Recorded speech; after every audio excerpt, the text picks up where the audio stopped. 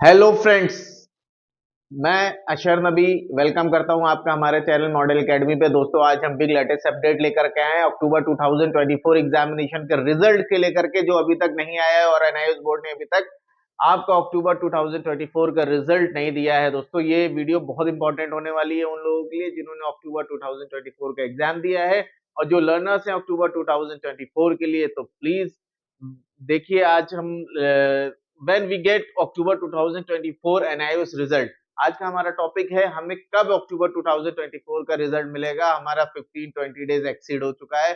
NIS की जो last date थी, जो 5 जन 2025 था, उसको भी एक्सीड हुए आज 5 डेज हो चुके हैं और अभी तक रिजल्ट का कहीं कोई अता पता नहीं है। कहीं कोई रिजल्ट की कोई बात नहीं हो रही कि कब रिजल्ट आएगा। कहीं भी किसी के पास भी कोई भी बात अभी तक निकल करके नहीं आ रही। हमारे पास हजारों ऐसी कॉल्स आ चुकी हैं, अब तक सैकड़ों बच्चे हमारे पास डेली कॉल करते हैं कि सर कब रिजल्ट आएगा।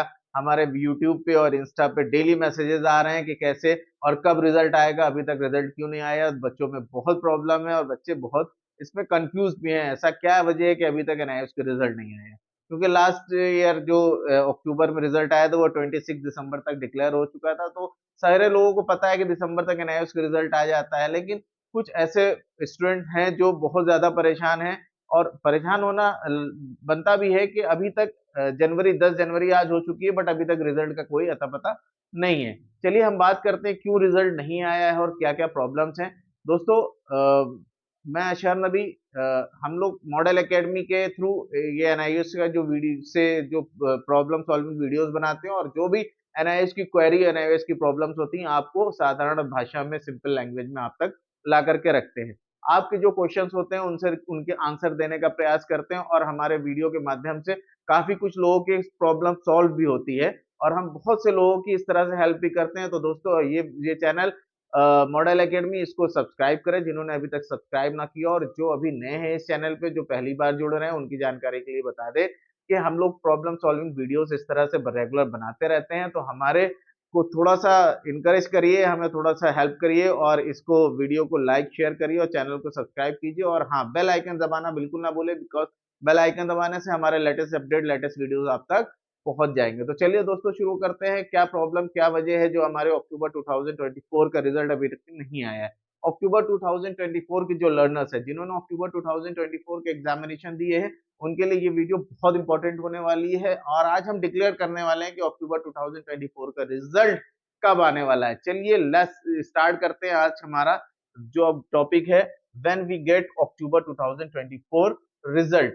देखिए, एनआईएस को अक्टूबर 2024 का जो एग्जामिनेशन था, सबसे पहले हम उस पर बात करते हैं। एग्जामिनेशन हमारा जो था वो 22 अक्टूबर 2024 को स्टार्ट हुआ और 29 नवंबर 2024 को खत्म हुआ। सबसे पहली बात तो जो रिजल्ट डिले होने की है, वो एग्जाम का ड्यूरेशन बहुत लंबा था। एग्जामिनेशन काफी लंबे टाइम तक चला। आमतौर पे एग्जाम स्टार्ट जो होता है, स्टार्ट भी डिले हुआ, लेट हुआ, और जब स्टार्ट लेट हुआ तो वो ज्यादा समय तक चलेगा। तो 29 नवंबर तक ये एग्जाम चला। अच्छा, बात क्या है कि इससे पहले जो अक्टूबर के एग्जाम्स होते थे वो 10-12 अक्टूबर से स्टार्ट हो जाते थे और यहाँ 15-14 नवंबर तक खत्म हो जाते थे। तो यहाँ क्या था, एग्जाम के रिजल्ट जो है आसानी से आपका इवोल्यूशन हो जाता था और आसानी से रिजल्ट आपका दिसंबर लास्ट तक आ जाता था। बट इस बार क्या हुआ, एग्जामिनेशन जो था वो बहुत ज्यादा टाइम तक चला, एग्जाम का ड्यूरेशन बहुत लंबा था। तो उसमें थोड़ा सा प्रॉब्लम, इवोल्यूशन में प्रॉब्लम हुई और डिले इन इवोल्यूशन, इवोल्यूशन में काफी डिले हुआ, जिसकी वजह से क्या हुआ, कॉपी करेक्शन देर में हुई, कॉपी करेक्शन देर में हुई, इंटरनल मार्क्स की कंपाइलिंग देर में हुई, इंटरनल मार्क्स में आपको टीएमए प्रैक्टिकल इनकी कंपाइलिंग भी देर में हुई। तो इसकी वजह से रिजल्ट का डिले होने का एक बहुत बड़ा बेसिक कारण ये भी माना जा रहा है कि डिले इन एवोल्यूशन। बोर्ड के द्वारा जो काम हुआ है कि कॉपी देर में मिली है, तो एवोल्यूशन में भी टाइम लग रहा है। जब एवोल्यूशन में टाइम लगेगा तो उसका रिजल्ट डिक्लेरेशन में लेट होना स्वाभाविक है। उसके बाद compiling of internal x, compiling of internal, जो इंटरनल मार्क्स आपके होते हैं, जैसे आपके टीएमए के मार्क्स हैं, जैसे आपके प्रैक्टिकल के मार्क्स हैं, तो उनको कंपाइल करने में भी थोड़ा सा प्रॉब्लम हुई है, थोड़ा टाइम लगा है। और कुछ बच्चे जो अक्टूबर 2024 के ऑल लर्नर्स थे, ऑल लर्नर्स जिनका एग्जामिनेशन में टीएमए मार्क्स कंसीडर किया जाता है, जिनको टीएमए का मार्क्स मिलता है, उनके साथ भी कुछ प्रॉब्लम रही। उनके मार्क्स को इवोल्यूशन बोर्ड ने टाइम से नहीं किया, ये भी एक बहुत बड़ी वजह है रिजल्ट के डिले होने की, कि बोर्ड ने उसके इवोल्यूशन टाइम से नहीं किया इंटरनल मार्क्स का टीएमए का, इसकी वजह से थोड़ा सा डिले हुआ है। अच्छा, आपको मैं बता दूं कि हमारे एनआईओएस के चेयरपर्सन प्रोफेसर पंकज जी हैं, प्रोफेसर पंकज अरोरा जी हैं, और इसका जो हेड ऑफिस है वो नोएडा के सेक्टर 62 में है। रिजल्ट का जितना भी डिक्लेरेशन का पूरा वर्क होता है वो हमारे इसी ऑफिस से होता है। एनआईओएस का जो सेक्टर 62 में जो नोएडा में ऑफिस है, यहीं से एनआईओएस का जो भी रिजल्ट डिक्लेरेशन का पूरा प्रोसीजर वो होता है। पंकज अरोरा जी हमारे इसके चेयरपर्सन हैं, और एनआईओएस के द्वारा एक लास्ट डेट दी गई थी जो 5 जनवरी 2025 थी, बट वो भी एक्सीड हो चुकी है, और अभी तक ये रिजल्ट आज 10 जनवरी हो चुकी है, रिजल्ट का कहीं कोई अता पता नहीं है, कहीं रिजल्ट नहीं कोई बात हो पा रही है। तो ये पूरा बात थी कि रिजल्ट डिक्लेरेशन में डिले होने का एक वजह क्या है। अच्छा, आइए समझते हैं कि रिजल्ट का प्रोसीजर क्या है, हमारे एग्जामिनेशन के बाद रिजल्ट का प्रोसीजर क्या है, क्या क्या स्टेप रिजल्ट डिक्लेरेशन में आते हैं। कॉपी करेक्शन से लेकर के रिजल्ट डिक्लेरेशन में जो स्टेप्स हैं हम आपको डिटेल में बताएंगे बारी बारी से। चलिए आइए डिस्कस करते हैं। NIOS is an open board, आपको पता है एनआईओएस एक ओपन स्कूलिंग बोर्ड है, जो एमएचआरडी गवर्नमेंट ऑफ इंडिया, इस समय जो शिक्षा मंत्रालय हो गया भारत सरकार का, उसके अंडरटेकिंग चलता है। लेकिन हमारा एनआईओएस ओपन बोर्ड होने के साथ साथ जो उसमें प्रोसीजर है, ये प्रोसीजर एज एन फॉलो होता है जैसे कि हमारे रेगुलर बोर्ड्स में होता है, उसी तरह का copy correction, evolution, data feeding, compiling, और उसके बाद जो भी चीजें होती हैं बहुत ट्रांसपेरेंसी से बहुत ही फेयर होती हैं। और इसमें एनआईओएस की बॉडी है, मिनिस्ट्री ऑफ एजुकेशन की, दोनों की गाइडेंस होती है, दोनों की जो गाइडलाइन है उसी के अंडर में एनआईओएस की जो मशीनरी है वो काम करती है, और आपको पूरा एवोल्यूशन करके रिजल्ट देती है। तो आइए डिस्कस करते हैं रिजल्ट्स में क्या क्या प्रोसीजर होता है और कौन कौन से स्टेप्स एनआईओएस फॉलो करता है। After exams NIOS script, after exam जो आपकी आंसर स्क्रिप्ट होती है, जो आपकी आंसर शीट होती है, उसका एवोल्यूशन होता है एट आरसी, जो आपके रीजनल सेंटर्स होते हैं, बाय एक्सपर्ट्स। जो एग्जामिनेशन आप देते हो, जो आप एग्जाम दे रहे हो अक्टूबर में, जो आपने एग्जाम दिया है, उसकी जो आपकी आंसर स्क्रिप्ट है, आंसर की कॉपी या आंसर शीट बोल लीजिए आप उसको, उसका क्या होता है, इवोल्यूशन होता है, उसकी चेकिंग होती है एट आरसी। कहां पे होती है, आरसी रीजनल ऑफिसेस में होती है, रीजनल सेंटर्स में होती है, बाय एक्सपर्ट टीचर्स। ऐसा नहीं है कि आप अगर यूपी के हो, आपका रीजनल सेंटर इलाहाबाद है तो आपका यूपी की कॉपी इलाहाबाद जा रही है, तो ऐसा नहीं है। यूपी की कॉपी किसी और स्टेट के पे जा रही होगी और उधर की कॉपी कहीं और स्टेट आ रही होगी, तो इस तरह से रीजनल ऑफिस पे ही कॉपियां ट्रांसफर होती है और वहीं इसका करेक्शन होता है, इवोल्यूशन होता है। इवोल्यूशन के बाद जब आपकी कॉपी करेक्शन हो गई, इवोल्यूशन हो गया, उसमें मार्क्स मिल गया, अब उस मार्क्स का क्या होता है, marks and internal transfer to NIOS database. Marks और इंटरनल जो उसके आपके जो मार्क्स कॉपी में आए, और जो इंटरनल मार्क्स आपके, जैसे आपके टीएमए के मार्क्स है, जैसे आपके प्रैक्टिकल के मार्क्स है, वो मार्क्स भी आपके क्या होते हैं, एनआईओएस के डेटाबेस में ट्रांसफर किए जाते हैं, ताकि आपका जो एनआईओएस, आपका जो मार्क्स है वो एनआईओएस के डेटाबेस में कंपाइल हो और आपकी एक डेटाबेस मेंटेन किया जा सके। ये स्टेप है रिजल्ट का, फर्स्ट स्टेप है कॉपी करेक्शन के बाद डेटाबेस में नंबर्स को एंट्री करना।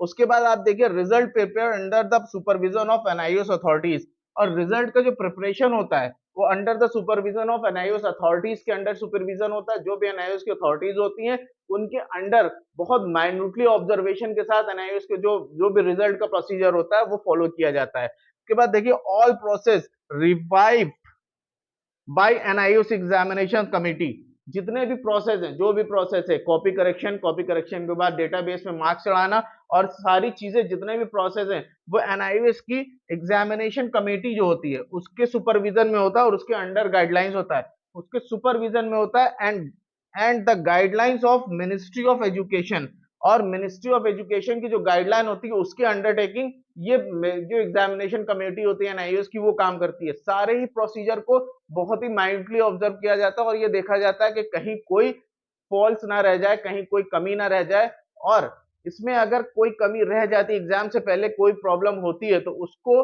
बाकायदा कमेटी बैठती है, मीटिंग होती है, और मीटिंग के बाद एक एक पॉइंट पे डिस्कशन होता है कि इस पॉइंट को क्या किया जाए और कैसे फेयर रिजल्ट दिया जाए, कहीं पे किसी तरह की कोई कमी कोई खामी ना रह जाए। तो फेयर रिजल्ट के लिए एनआईओएस की जो एग्जामिनेशन कमेटी होती है उसकी गाइडेंस किसके अंडर में होती है?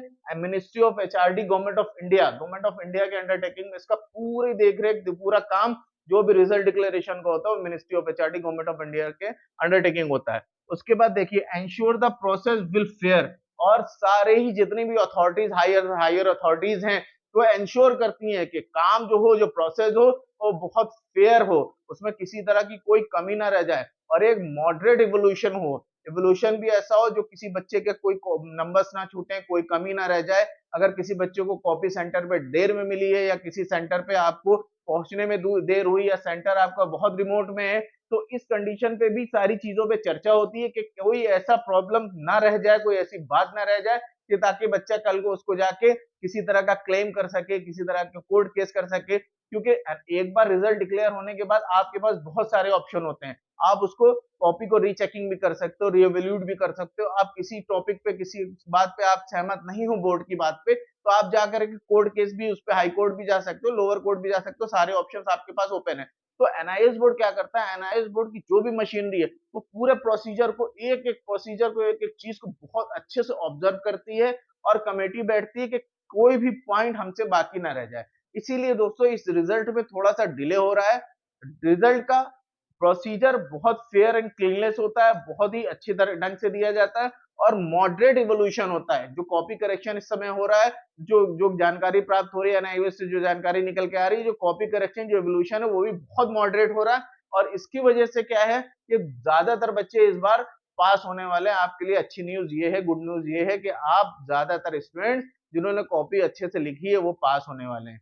तो दोस्तों डिले होने का कुछ जो कारण थे, जो रीजंस थे, वो मैंने आपको की पॉइंट्स में बता दिए, और रिजल्ट प्रोसीजर पूरा आपको सामने है कि क्या क्या चीजें हमने करनी है और क्या चीजें बोर्ड कर रहा है रिजल्ट के लिए, और क्या कितना समय लगेगा। अच्छा, लास्ट में मैं आपको बताता चलूं, अभी जो लेटेस्ट अपडेट है वो 15 ऑफ जैन का, मतलब ट्यूसडे में आपका रिजल्ट आ सकता है। 15 ऑफ जैन ट्यूसडे में, आज से 5 दिन बाद आपका रिजल्ट आ सकता है।